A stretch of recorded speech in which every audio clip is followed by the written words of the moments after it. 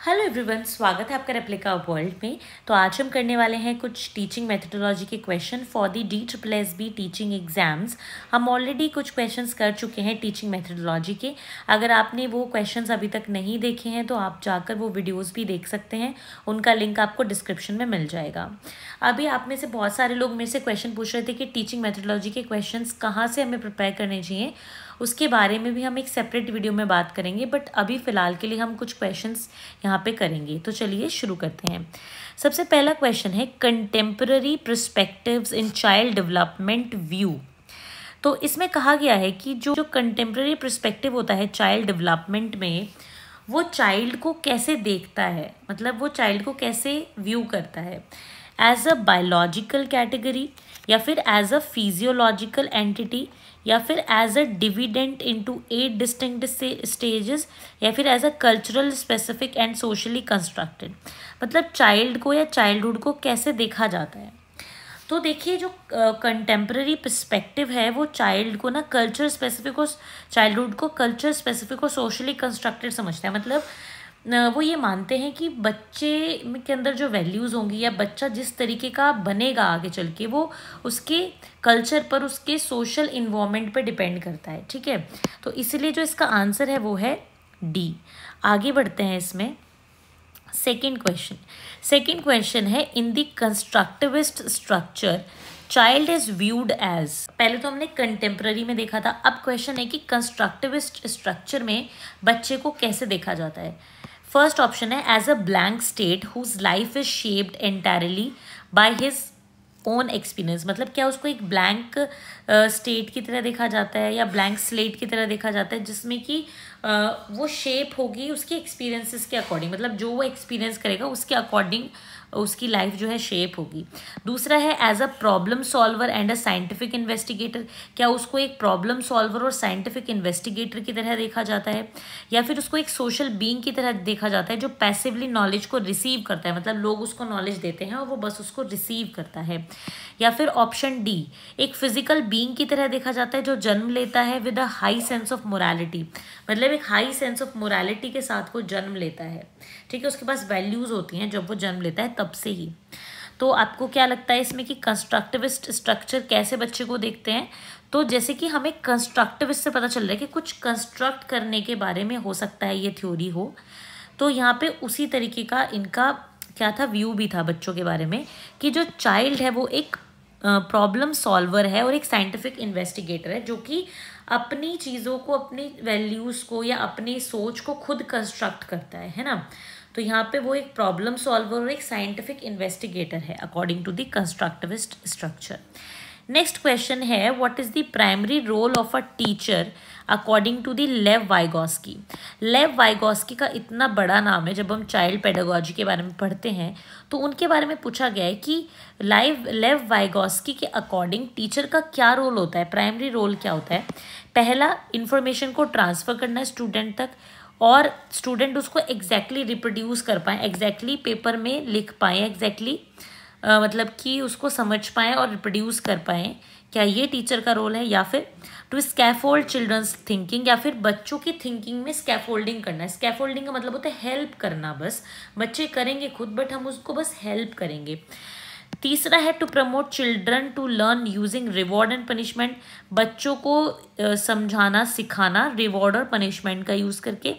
या फिर to enhance memorization skills of children, या फिर बच्चों की मेमोराइजेशन स्किल्स को एनहेंस करना, याद करने की स्किल्स को एनहेंस करना। क्या रोल होता है टीचर का। तो देखिए, हमें सबसे ज़्यादा पॉजिटिव जो आंसर लग रहा है उसी को ही हमें लगाना है ना। चाइल्ड पेडागोजी की क्वेश्चंस को अगर आपको आंसर करना है तो 2-3 चीज़ें आपको दिमाग में रखनी पड़ेंगी। पहली चीज़ कि जो बच्चे के हित में हो वो आंसर हमें लगाना है, भले ही वो मोरली या किसी भी तरीके से पॉसिबल है या नहीं है, बट बच्चे के हित में जो है वो हमें करना होता है। कई बार क्या होता है कि हमें लग रहा होता है एज ए टीचर या एज अ पर्सन की दूसरा ऑप्शन होगा, बट हमें बच्चे के पॉइंट ऑफ व्यू से देखना है कि बच्चों के लिए क्या सही है। दूसरी बात, हमें पेडागोजी का आंसर करते हुए हमेशा ध्यान रखना है कि बच्चा मासूम है और बच्चे को कुछ नहीं पता है, उसको हमें बताना पड़ेगा, वो हमेशा सही होता है ना। अगर उससे कोई गलती भी हो जाती है तो वो फिर भी गलत नहीं है, बस उसको नॉलेज नहीं थी उस बात की। इस तरीके के पॉइंट ऑफ व्यू के साथ हमें करना होता है। ठीक है, तो यहाँ पे जो सबसे अप्रोप्रिएट आंसर है वो है टू स्कैफोल्ड चिल्ड्रंस थिंकिंग, मतलब बच्चे की थिंकिंग को बढ़ाना है हमें, उसमें हेल्प करनी है बच्चे की, ठीक है, उसको थोपना नहीं है उसके ऊपर। नेक्स्ट क्वेश्चन है as per the Howard Gardner's theory of multiple intelligences the ability to be aware of one's own emotional state feeling and motivation is called. Harvard Gardner ने थ्योरी दी थी, थ्योरी ऑफ मल्टीपल इंटेलिजेंस। उन्होंने कहा था कि हर काम को करने के लिए एक अलग तरीके की इंटेलिजेंस की ज़रूरत है और एक पर्सन में एक से ज़्यादा इंटेलिजेंस हो सकती हैं। तो अपनी इमोशनल स्टेट को जानने या फीलिंग को जान पाने या मोटिवेशन को जान पाने की इंटेलिजेंस को क्या कहते हैं? Linguistic intelligence, logical mathematical intelligence, interpersonal intelligence या इंट्रापर्सनल इंटेलिजेंस। तो इसका आंसर ऑब्वियसली क्या होगा? Intrapersonal intelligence. इंट्रा मतलब अंदर, जो अपने में जो बात होती है उसको इंट्रा कहते हैं, इंटर मतलब किसी और के साथ, है ना। तो इंट्रापर्सनल इंटेलिजेंस का मतलब ये है कि हम अपने आप को जान पा रहे हैं या नहीं जान पा रहे हैं, वो इंटेलिजेंस हमारे अंदर है या नहीं। तो वही है कि हार्वर्ड गार्डनर की जो मल्टीपल इंटेलिजेंस में से कौन से टाइप की इंटेलिजेंस होगी उस पर्सन के अंदर जो अपने इमोशंस और अपनी फीलिंग्स को लेके अवेयर होगा, तो इंट्रापर्सनल इंटेलिजेंस। इसी तरीके से हार्वर्ड गार्डनर ने बहुत सारी इंटेलिजेंस के बारे में बात की, आपको पता ही है, जैसे कि लिंग्विस्टिक, मैथमेटिकल, लॉजिकल, स्पेशियल, है ना, इस तरीके से। तो उसमें से intrapersonal intelligence is the answer. Next question है जेंडर स्कीमा के बारे में। जेंडर स्कीमा थ्योरी क्या एक्सप्लेन करती है? कि बच्चे कैसे जेंडर रोल सीखते हैं, या साइकोसेक्सुअल स्टेजेस ऑफ डेवलपमेंट के बारे में बताती है, हेट्रोनॉर्मेटिविटी इन लार्जर सोसाइटी के बारे में बताती है, या children's attachment to the opposite gender parent, या बच्चों के अपोजिट जेंडर पेरेंट के अटैचमेंट के बारे में बताती है, मतलब कि बेटा माँ से कनेक्टेड होता है ज़्यादा और बेटी फादर से कनेक्टेड होती है। तो क्या ये बताता है? तो क्या बताता है इस gender schema theory? Gender schema theory बताता है कि बच्चे कैसे जेंडर रोल को सीखते हैं। जेंडर रोल बच्चे अपनी सोसाइटी से, अपने कल्चर से सीखते हैं, है ना। वो देखते हैं कि उनको बताया जाता है कि तुम लड़के हो या लड़की हो, फिर बताया जाता है, दिखाया जाता है, वो देखते हैं कि लड़के कैसे कपड़े पहनते हैं, लड़के कैसे बिहेव करते हैं, लड़कों के लिए क्या डू और क्या डोंट्स हैं, ऐसे लड़कियों के लिए क्या डू एंड डोंट्स हैं, वो सब देखते हैं, सीखते हैं और फिर वो उसी तरीके से बिहेव करना शुरू करते हैं, है ना। नेक्स्ट है which of the following statement regarding assessment in the context of national education policy 2020 is correct. मतलब नेशनल एजुकेशन पॉलिसी में असेसमेंट किस तरीके से होना चाहिए, इसके बारे में करेक्ट स्टेटमेंट कौन सी है? पहला है कि एनईपी ये एनकरेज करता है कि सबमिटिव असेसमेंट यानी पेन पेपर टेस्ट को सबसे ज़्यादा एनकरेज करती है। दूसरा है कि एनईपी ये प्रपोज करते हैं कि बच्चों को ऑब्जेक्टिवली टेस्ट किया जाए स्टैंडर्ड टेस्ट के थ्रू, मतलब सबके लिए एक ही टेस्ट हो और उससे सभी बच्चों को टेस्ट किया जाए। तीसरा है कि एनईपी ये प्रपोज करते हैं कि कॉम्प्रिहेंसिव असेसमेंट होना चाहिए बच्चों का, मतलब पूरा डिटेल में क्या होना चाहिए? असेसमेंट होना चाहिए बच्चों का, अलग अलग मेथड का इस्तेमाल करके, पोर्टफोलियो का इस्तेमाल करके, रोल प्ले का इस्तेमाल करके, रूब्रिक्स का इस्तेमाल करके, अलग अलग चीज़ों का। और डी है कि एनईपी एनकरेज करता है कि टीचर जो है एक रिपोर्ट प्रिपेयर करे, रिपोर्ट कार्ड प्रिपेयर करे स्पेसिफाइंग कंपैरिजन ऑफ स्टूडेंट, और बच्चों को आपस में कंपेयर करे, specifying comparison of student with others, मतलब एक बच्चे को दूसरे बच्चे से कंपेयर करके रिपोर्ट कार्ड्स बनाए जाएं। तो आपको क्या लगता है? देखिए एनईपी ना हर एक अच्छी बात इंक्लूड कर रहा है अपने अंदर। तो ऐसा तो हो नहीं सकता कि वो पेन पेपर टेस्ट को करेगा, क्योंकि पेन पेपर तो आज तक चल ही रहा था। स्टैंडर्ड टेस्ट भी वो बिल्कुल प्रमोट नहीं करता, क्योंकि हर एक बच्चा अलग होता है। अगर एक ही टेस्ट से हम हर एक बच्चे को मेजर करेंगे तो बच्चों की काबिलियत हमें नहीं पता लग पाएगी, इसलिए ये वाला भी ठीक नहीं है। सी वाला ऑप्शन जो है वो ठीक है, और अगर हम डी की बात करें तो डी तो बिल्कुल ही गलत है। बच्चों को आपस में कंपेयर नहीं करना, क्योंकि हर एक बच्चा अपने आप में अलग है ना, सबके अपने प्लस और माइनस है। तो थर्ड वाला ऑप्शन जो है वो सबसे अप्रोप्रिएट है, ठीक है। तो जो सी वाला ऑप्शन है वो हमें कहता है कि कॉम्प्रिहेंसिव असेसमेंट करना चाहिए बच्चों का अलग अलग मेथड्स यूज करके। So this is the answer. Next question है which of the following pedagogical strategy promotes critical thinking? कौन सी पेडागोजिकल, कौन से पढ़ाने का तरीका, ठीक है, क्रिटिकल थिंकिंग को प्रमोट करता है?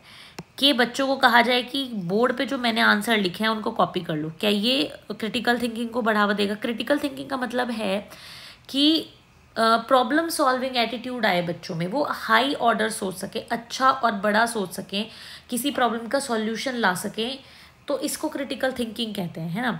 तो क्रिटिकल थिंकिंग बोर्ड पे आंसर कॉपी करने से तो नहीं आएगी, बोर्ड से कॉपी में आंसर करने से नहीं आएगी। ब्रेनस्टॉर्मिंग, क्या ब्रेनस्टॉर्मिंग से आ सकते हैं? ब्रेनस्टॉर्मिंग का मतलब होता है कि बच्चों को डिस्कशन के लिए ओपन किया जाए। जैसे कि मैं बच्चों के सामने एक प्रॉब्लम रखूं कि भाई ये प्रॉब्लम है, और मैं बच्चों से बोलूं कि आप उसका सॉल्यूशन बताओ, क्या पॉसिबल सॉल्यूशन हो सकता है, तो सारे बच्चे पॉसिबल सॉल्यूशन देंगे। उसमें कोई किसी को जज नहीं करेगा, कोई ये नहीं बोलेगा तुमने सॉल्यूशन क्यों दिया, कोई ये नहीं बोलेगा कि सॉल्यूशन इस प्रॉब्लम से बिल्कुल ही अलग है। नहीं, बच्चों को फुली अपने आप को एक्सप्रेस करने का मौका देना है और उस प्रॉब्लम के बारे में सोच के सॉल्यूशन के बारे में बात करनी है ना। तो ब्रेनस्टॉर्मिंग यानी ओपन डिस्कशन बच्चे करेंगे किसी भी प्रॉब्लम के सॉल्यूशन को लेकर या किसी भी मुद्दे को लेकर, इसको कहते हैं ब्रेनस्टॉर्मिंग।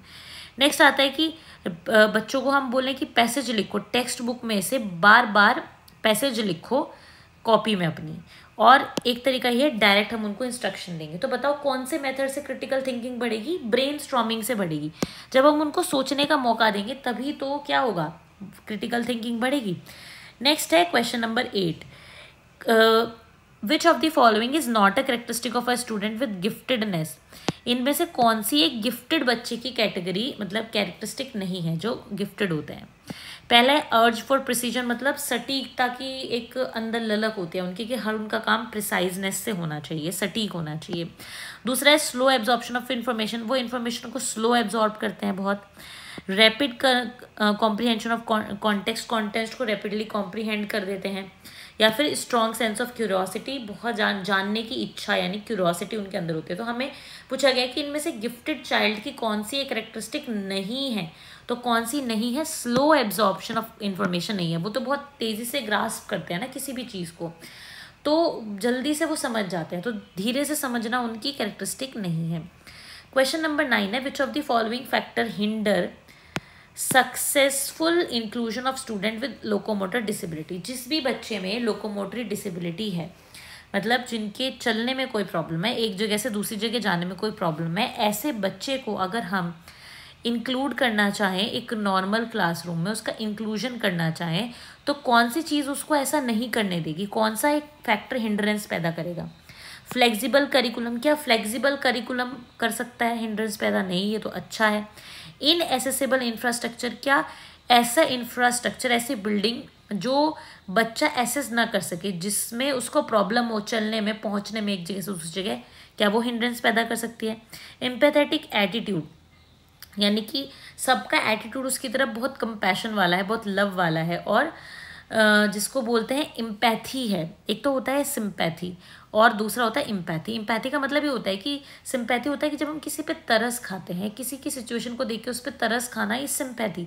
बट इम्पैथी होता है जब हम उसकी प्रॉब्लम को अपनी प्रॉब्लम समझ कर डील करते हैं, है ना।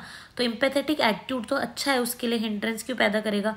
और कॉम्प्रिहेंसिव इवैल्यूएशन मतलब अच्छा इवैल्यूएशन जो उसकी फैक्टर्स को रखते हुए उसको इवैल्यूएट करे, तो ये भी अच्छा है। तो हिंड्रेंस कौन पैदा कर रहा है? हिंड्रेंस पैदा कर रहा है इनएसेसिबल इंफ्रास्ट्रक्चर। मतलब इंफ्रास्ट्रक्चर अगर अच्छा नहीं होगा तो बच्चे को दिक्कत होगी। उसके लिए रैंप वगैरह होने चाहिए स्कूल में, है ना, और उसकी क्लास हो सके तो नीचे हो ताकि वो आसानी से पढ़ सके। ठीक है, तो इसका आंसर होगा इनएसेसिबल इंफ्रास्ट्रक्चर। नेक्स्ट और लास्ट क्वेश्चन है आज के लिए, how should a teacher encourage active engagement of learner? जो एक टीचर है वो कैसे एनकरेज करे कि बच्चा जो है, जो लर्नर है, वो ज़्यादा से ज़्यादा इन्वॉल्व हो क्लास में, एक्टिव एंगेजमेंट हो उसका। ठीक है, तो यहाँ पे 4 ऑप्शन है। पहला है by promoting inquiry and questioning, यानी बच्चे को प्रमोट करे कि वो सवाल पूछे, है ना। दूसरा है bye focusing on recall and repetition, मतलब इस चीज़ पे फोकस किया जाए कि वो बच्चा बार बार किस चीज़ को याद करे, उसको बार बार रिपीट करे। फिर एक है कि डायरेक्ट इंस्ट्रक्शन दे बच्चे को कि ऐसा करना है, ऐसा करना है बच्चों। ठीक है, और लास्ट है offering frequent reward and punishment, मतलब बच्चे को रिवॉर्ड दे और अगर कोई गलत करे तो उसको पनिशमेंट दिया जाए। तो बताओ इनमें से कौन से मेथड से एक्टिव एंगेजमेंट होगा लर्नर का? एक्टिव एंगेजमेंट होगा जब हम इंक्वायरी और क्वेश्चनिंग को प्रमोट करेंगे, मतलब जब हम बच्चों से सवाल पूछेंगे और बच्चे हमारे से सवाल पूछेंगे, है ना, तब जाके ही तो बच्चे एक्टिवली पार्टिसिपेट करेंगे। This is known as active engagement of learner. तो इसलिए ऑप्शन ए इसका आंसर होगा, by promoting inquiry and questioning. ठीक है, तो इस तरीके से हमने कुछ क्वेश्चंस डिस्कस किए। आई होप कि ये क्वेश्चन आपके लिए हेल्पफुल रहेंगे और आपके लिए बहुत ज़्यादा इम्पॉर्टेंट है इस टाइम पे कि आप प्रीवियस ईयर क्वेश्चंस को करते रहें। ठीक है, बाकी हम पेडागोजी के बारे में आगे आने वाली वीडियोस में भी बात करते रहेंगे। तो आज के लिए सिर्फ इतना ही। अगर आपको वीडियो अच्छी लगी हो तो लाइक ज़रूर करें, शेयर करें और एप्लीकेबल को सब्सक्राइब करें।